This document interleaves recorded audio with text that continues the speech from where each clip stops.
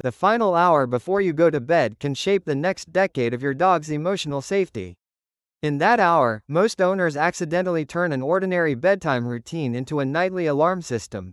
You see your dog wedged against the door, ears half on, body heavy, but sleep never fully arrives. You think you are watching a guard dog at work, but your dog does not understand property lines. The dog doesn't guard the house. It guards access to you.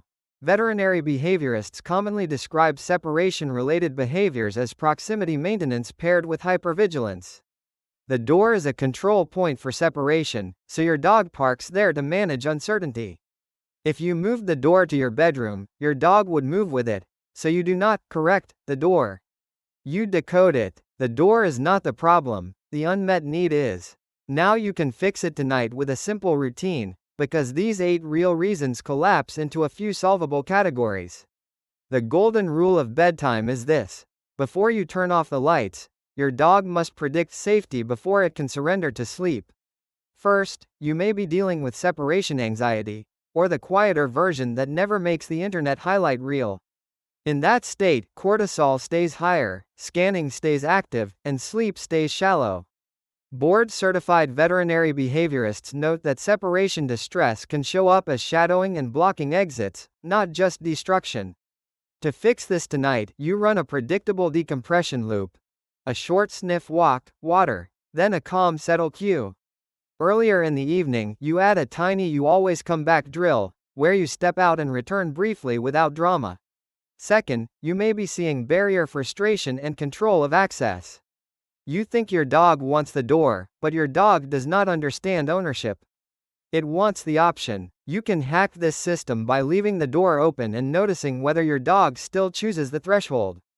Tonight, you build a legal threshold station, a mat placed 6 to 10 feet from the door. Then you quietly pay calm distance with a few treats and fade it. Third, you may have shaped this with accidental reinforcement. You think you are comforting, but your dog does not understand later. It learns door pressure brings you back. Basic learning theory says behaviors that work repeat. So you stop paying the door position, and you pay the calm bed position. So you are not dealing with dominance or guarding. You are dealing with predictability and access. You handled access and predictability. Now you handle the room itself. You hear hallway echoes, elevator thumps, street headlights flicking across the floor, and the smell of neighbors leaking under the door. Your dog hears and smells all of it louder.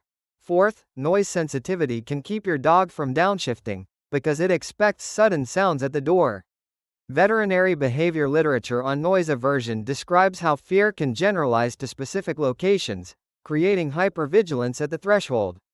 To fix this tonight, you add a sound buffer like a fan or white noise, block the door gap with a draft stopper, and move the sleep spot away from the acoustic funnel. Fifth, scent and movement triggers can keep pulling your dog back to the door. The door is a bulletin board of information, so your dog keeps checking it. If you swapped the bed to the quietest interior wall, you would often see the scanning drop. Tonight, you reduce visual triggers with a curtain or dimmer light. You keep a consistent calming scent routine only at bedtime if it is already vetted for your dog. And you give a long-lasting chew in the new sleep zone. This is the concept that changes everything. You are not fighting a habit. You are lowering the signal that keeps waking your dog's brain.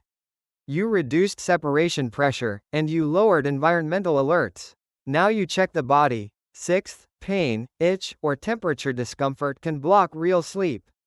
Discomfort increases repositioning and light sleep, and your dog may choose the door because it is cooler, firmer, or offers airflow. General veterinary guidance is clear that pain often presents as restlessness and changed sleep locations. Tonight, you adjust bedding with a supportive pad, you manage temperature with a cooler room or breathable blanket, and you watch for red flags like stiffness, joint licking, or a sudden change in sleep behavior that deserves a vet visit. Seventh, underfilled needs can leave leftover arousal, especially when sniffing and chewing never happened enough. You can't expect a calm brain in a body that never got to be a dog today.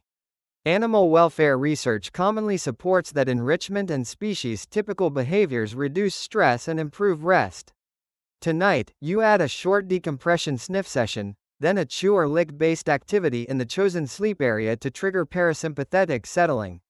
So if the body is uncomfortable or undersatisfied, the door becomes the default coping station. By the time you turn off the lights, your dog has already decided whether sleep is safe. 8th, inconsistent nighttime boundaries can accidentally assign patrol duty. If your dog sometimes gets up to follow you, investigate noises, or greet late-night movement, the door becomes the command center. A core behavior principle is that intermittent reinforcement is powerful, so sometimes builds stronger habits than always. To fix this tonight, you make the night boring and consistent. Now you run a 10-minute protocol that replaces the door. Point 1.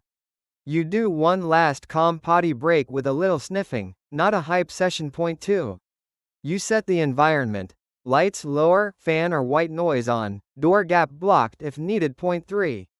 You place the bed or mat away from the door, closer to an interior wall. Point 4.